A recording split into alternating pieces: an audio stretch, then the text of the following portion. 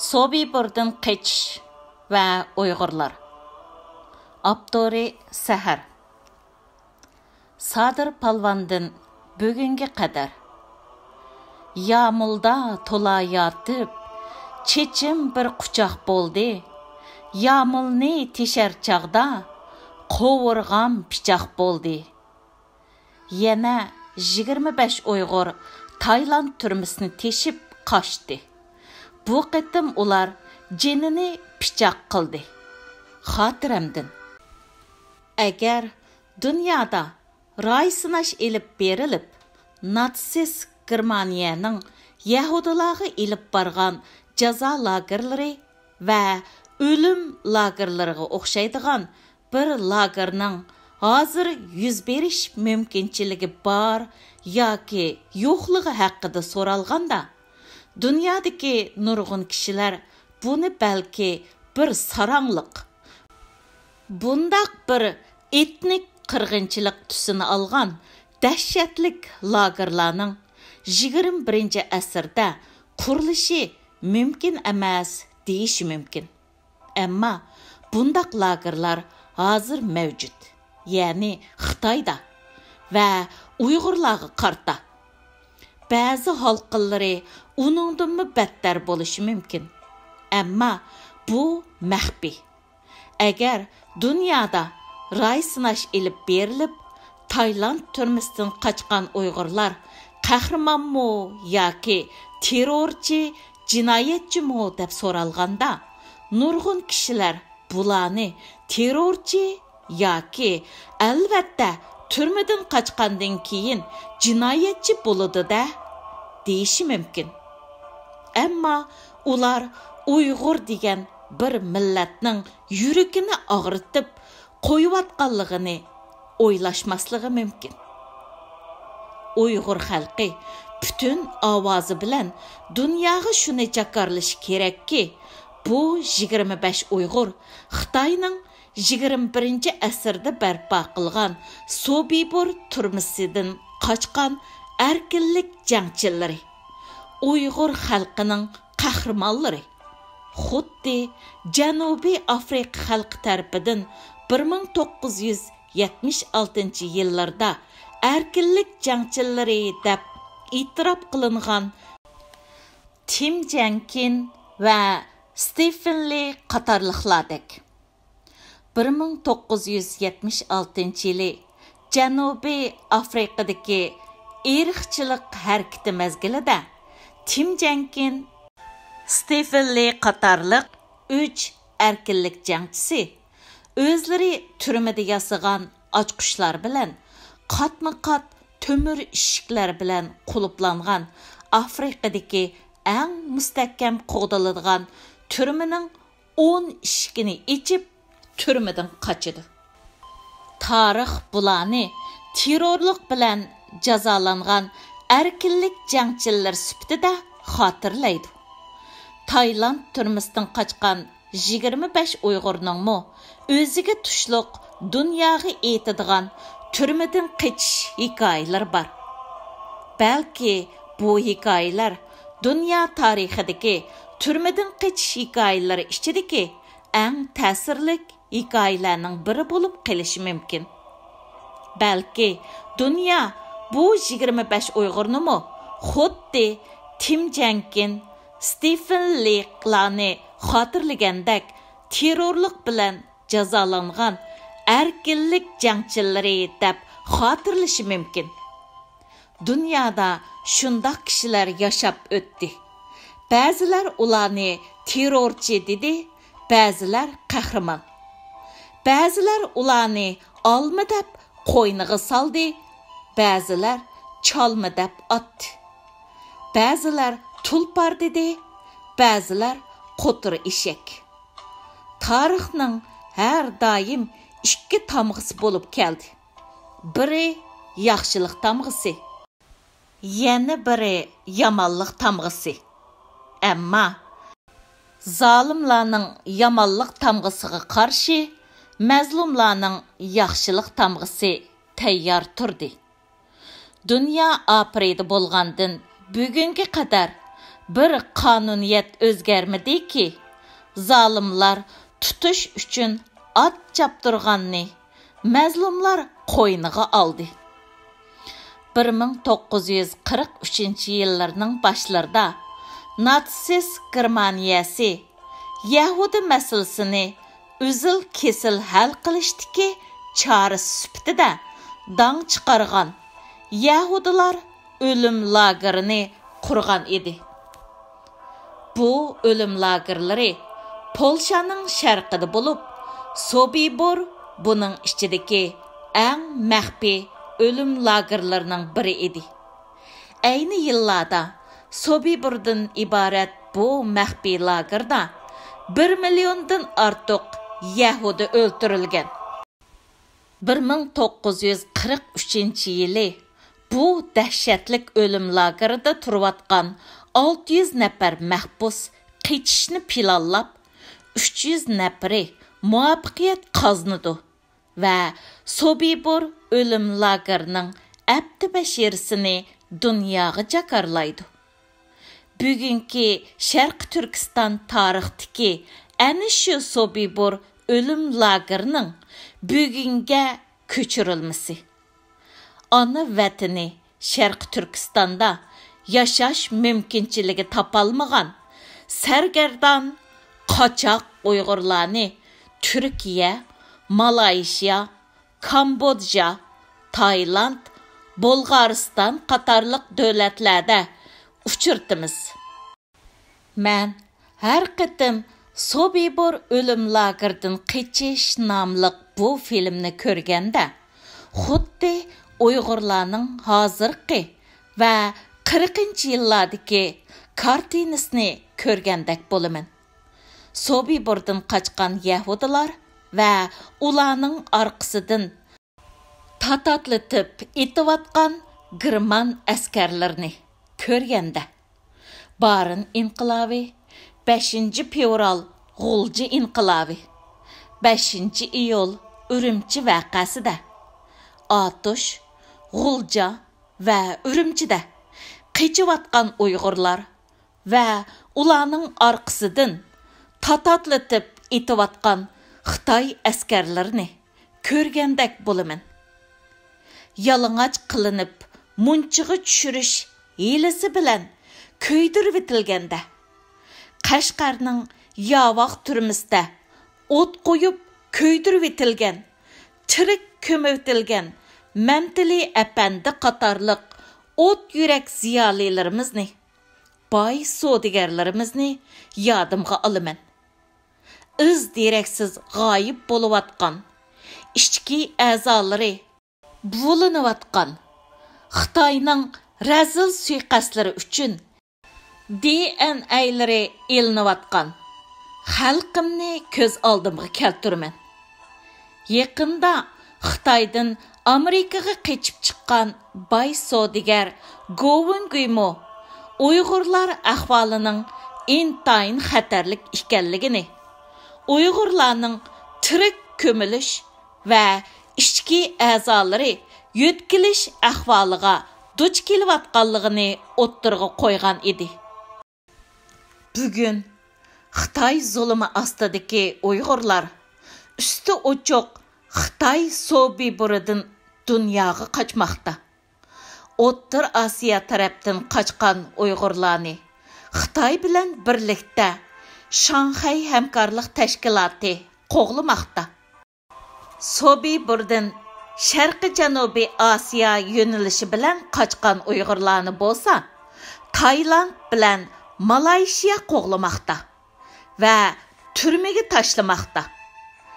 2017-yili 20-noyabr kuni Xitoydan iborat Sobibor usti ochiq turmasidan qechib, yillardan beri Tayland turmasida yetayotgan 25 nafar Uyg'ur mahkumning turma tomlarini teshib, yotgan ko'rpinlari bilan turmaning atrofidagi sim to'soqlarni mudofaa qilib turib, qochqanligi haqidagi xabar dunyoga taraldi. 25 kishining tashkillik holda o'ziga notunish bo'lgan başqa bir dövlətdəki türmədən bundaq yuqori dərəcədəki həmkarlıq bilan keçişi yuqori iqtidar tələb qılatdı. Hər cəhətdən. Demək, Uyğurlar bir iş qıla alaydigan bo'lib o'tibdi. Ondaqda əslidəki pichoq, qınraq bilan tish tirniqigacha qurollangan Xitoyning Sharqi Turkistondagi 1 million harbiy qo'shini bilan elishayotgan Uyg'urlarningmi bir kuni ibtidoiy pichoqni tashlab qurol elishni bejiralaydi degan gap.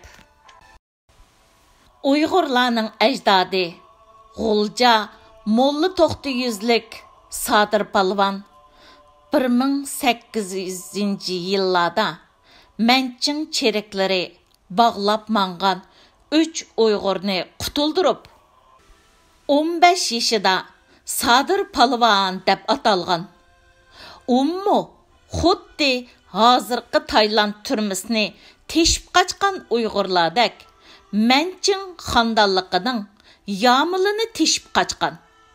Demak, turma teshish Uyg'urlarga yot ish emas. Uyg'ur xalqi yana o'z tarixini og'zaki qo'shoqlari bilan yezib qoldirgan xalq. Sadir Palvon o'z qo'shoqlarida Yağmulda tula yatib, chechim bir quchoq bo'ldi. Yağmulni teshar chaqda qovurg'am pichoq bo'ldi deydi. Gerçi Tayland turmisidan qochgan Uyg'ur yigitlarining 5 nafari shu kuni tutilib qolgan. Oradan 2 kun o'tgandan keyin yana 2si tutilib qolgan bo'lsa-mu, ammo qolgan 18 nafari haqida xabarlar jim. Tayland turmisining boshlig'i muxbirlarga 18 bilan 20 ning orasidagi bu sonning nihoyatda jiqson ekanligini ta'kidlaydi. Undaqda dunyo adolati izlab Xitoy Sobibiridan qochgan ikkinchi bir Xitoy g'olchisi davlatdagi yana bir Sobibirga qamalgan, dunyoning nazari tushmagan bu bir to'p qochqun ya til, ya uchur aloqa, ya iqtisod, ya yigidek bir narsalar yo'q sharoitda Xitoyning Sharqi Janubiy Osiyodagi orqa o'ylisi hisoblangan Tayland bilan Malayziyaning chegara yaqinlaridagi sim to'saqlarda qandoq qilayotgandi. Ular hozirgacha nada? Birlashgan Davlatlar Tashkiloti shundaqla dunyo adolatining harakatga o'tganligiga oid xabarlar yo'q. Dunyoda kechikkan adolat hukm surmoqda. Agar adolat bor bo'lsa, albatta Suriyadagi dahshatlik bombardimonlar, o'layotgan bovoqlar, dövülengen cesetler, Bermudadagi Rohingya musulmonlarga ilib berilayotgan irqiy qirg'inchilik oldida 25 Uyg'urning Malayziya bilan Tayland o'rtasidagi notanish jo'grafiyada qechib yurishi Uyg'urlardan boshqalarning xiyoliga kirmaydigan ishlar. Amerikaning San Fransisko orlig'i joylashgan Alcatraz turmisi bexatarlik tadbirlari eng kuchli bo'lgan tömür turmalarning biri. Amerika bexatarlik idorasi bu turmadan qechish mumkin emas deb qaraydi. Ularning nazarida agar turmadan qochgan holatdami San Fransisko orlidan dengizda uzib quruqlikqa chiqish uchun qochqinlar dengiz suyida allaqachon tunjiqib o'ladi. Ammo 1962-yili 11-iyun kechasi 3 mahbus Alcatraz turmisidan qochdi. bu 3 mahbusning qechishi Amerika bexatarlik idorasi uchun hozirga qadar sir bo'lib turmoqda. Ular haqiqatan qechib qutuldimi? Yoki dengiz suyida tunjiqib o'ldimi? Amerika bexatarlik idorasi texicha masalaning peshida. Xitoy o'zining dunyodagi eng kuchli zo'migar bo'lganligi bilan kibrlanib, mening osmonimdan qushlarmi uchib o'tolmaydi. Mening soyam ostidagi Tayland, Malayziya, Filippin turmalari xuddi Amerikaning Alcatraz turmasidanmi battar qechish mumkinchiligi bo'lmagan turmalar deb qaraydi. Ammo Tayland turmasidan qochgan 25 Uyg'ur o'z amaliy harakati orqali Sadir Palvonning navirlariga mumkin emas iborasini ishlatishning ortiqcha ekanligini isbotladi. Dunyoda niyat va harakat degan bir narsa mavjud. Agar niyat va kuchli bir orzu va intilish mavjud bo'ladi ekan, dunyoda amalga oshirg'ili bo'lmaydigan ish yo'q. 25 Uyg'urning Tayland turmasining tomlarini teshib, yotgan ko'rpinlarini qirliq sim to'saqlarga yepib, yot bir davlat turmasidan qechishning qiyinlik darajasi Afrikadagi 10 qat to'mir ishga bor Afrika turmasidan qochgan, yuqorida ismi tilga ilingan erkinlik jangchilari duch kelgan qiyinchilik va Alcatraz turmasidan qochgan 3 mahbus duch kelgan qiyinlik bilan o'xshash va uningdanmi ustun bo'lishi mumkin. Bu hikoyalarni anglash furstiga faqat bu 25 qahramon erkinlikka erishganda, shundaqla so'zlash furstiga erishganda ondan ega bo'lamiz. Aslida Uyg'urlar faqat Tayland turmasidan qochmayotidi. Ular Xitoylar Sobibor turmasiga aylantirib qo'ygan o'z ona vatanidan dunyoga qarab qechiyotganiga xeyli yillar bo'lib qoldi. Pasportlari tortib ilinib, vatan ichiga solinib qolgan Uyg'urlar xuddi Sobibor turmasidagi munchiga tushish hilasi bilan ko'ydirib etilish qismatiga duchor bo'lgan yahudilarga o'xshaydi. 40-yillardagi Qashqar Yavoq turmasimi ana shu Sobiborning taqlidi edi. Aslida tarix takrorlanmaydi. Ammo zolimlar tarixdagi zolimlarning qilmish atmishlardan tajribalar va o'rnaklar izlaydi. Bugun uchun ko'chirmoqchi bo'ladi. Tugadi. 2017-yil 12-oyning 10-kuni. Vatanim Tormun birdan